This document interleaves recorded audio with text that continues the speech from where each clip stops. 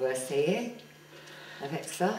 Voilà, on va faire une petit portrait sur ta vie artistique. Ursula, tu nous as invité à Oreille, Ursula Hens, donc à Oreille, donc tu t'occupes de Four Winds. Et je te posais la question, si c'est possible, Ursula, si tu peux nous évoquer un peu ta vie, ton passé de danseuse. C'était assez bref, parce que c'était la plupart à Londres, où quand j'étais une jeune fille, et j'ai étudié avec la maîtresse de ballet et la directrice de le ballet Rambert. C'était une expérience géniale, c'est une vie très dure. Et après, je suis allée à Monte Carlo pour une été chez mes cousins et j'avais les grandes chances d'étudier avec la maîtresse de ballet de la compagnie Marquis de Cuevas qui s'appelle Marika Bezobrozova. Et ça, c'était vraiment quelque chose de passionnant pour moi. En même temps, j'aimais beaucoup la France et mes amis m'amenaient à Arles où j'ai tombé complètement amoureuse de la ville et j'ai dit, je veux finir mes jours dans la ville d'Arles ou tout proche. Donc, je suis arrivée après à peu près 60 ans. Et maintenant, je suis là, dans les Alpes, qui m'inspire beaucoup, parce que comme sculpteur, j'adore les rochers, les collines, l'érosion, les textures de surface, tout ça. Ma sculpture était beaucoup inspirée par mes Alpes. Oui, Ursula, j'aimerais te poser une question particulière qui tient à cœur à Marco. Comment fais-tu pour cultiver les langues étrangères aussi bien? Oh, je ne parle pas assez bien. J'ai un accent. L'accent, c'est rien, mais tu te débrouilles bien. Comment tu fais pour le cultiver? Tu as une mémoire, tu as un secret? Non, non, absolument pas. Mais j'aime entretien avec les gens, donc il faut communiquer. Et je donne tous mes cours en français, parce que mes élèves sont français. Il faut que je m'exprime, il faut qu'ils comprennent. Parfois, j'ai des difficultés, parce que c'est très difficile de décrire en mots le processus de la sculpture. Mais j'essaie. Et tu as quel type d'élèves qui viennent te voir? Tu as aussi des élèves anglo-saxons ou américains? Non, ils sont presque... Les élèves de mes cours de l'hiver sont tous français. D'accord. Et comment tu fais pour cultiver l'italien, par exemple? Tu utilises Internet, du courrier, du téléphone? Comment tu t'y prends? Non, non, parce que j'ai vécu là. Et j'ai fait mes études là quand j'étais jeune. L'italien est très, très facile à apprendre pour parler. Pour écrire, non, c'est une autre chose. Il faut étudier bien.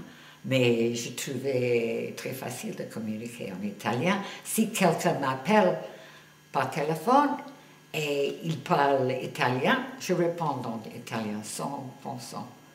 Donc ça reste, mais c'est un peu rouillé quand même. Tu as des bases de communication dans d'autres langues étrangères? La base, espagnol, je peux parler. Mais je comprends très bien, j'ai une tendance de répondre en italien, qui est plus proche. J'ai toujours sculpté, depuis un tout jeune âge. Donc la sculpture a continué, même quand j'ai fait les études de danse, heureusement, parce que j'ai fait l'école des beaux-arts et à Londres, j'ai fait les dessins pendant que j'étudiais. Le soir, je suis allée dessiner. Et j'ai fait la sculpture un petit peu aussi. Donc, après un certain temps, j'ai eu la mauvaise expérience d'avoir une gangrène dans mon orteil à cause des chaussures de pointe. La carrière de danseuse était terminée. Et pour moi, à l'âge de moins que 20 ans, oh, c'était la fin du monde. Terrible. Mais heureusement, j'avais la sculpture.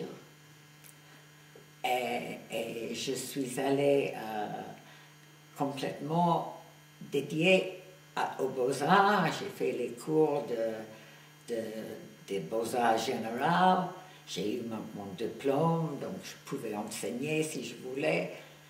Mais en même temps, pendant tous ces cours de dessin, peinture et tout ça, j'étais en train de rechercher quelque chose que les autres ne semblaient pas de faire. J'ai fait les dessins qui étaient plutôt en cherche de la troisième dimension. Donc, mes dessins ne ressemblaient pas à des autres. Et heureusement, une journée, le professeur de sculpture a pris le cours de dessin. J'étais en train de déchirer mes dessins et les mettre dans la poubelle. Il m'a dit, écoute, toi, tu dois venir beaucoup plus dans les ateliers de sculpture parce que c'est ça que tu es en train de chercher. Donc, grâce à lui, j'ai trouvé vite que j'étais sculpteur. Et après, j'ai consacré tout mon temps à ça. Tu te rappelles de cette personne, de ce professeur, son nom? Oui, il s'appelait un nom très commun en anglais, John Smith. Voilà, Ursula Hens, à Oreille, Four Winds.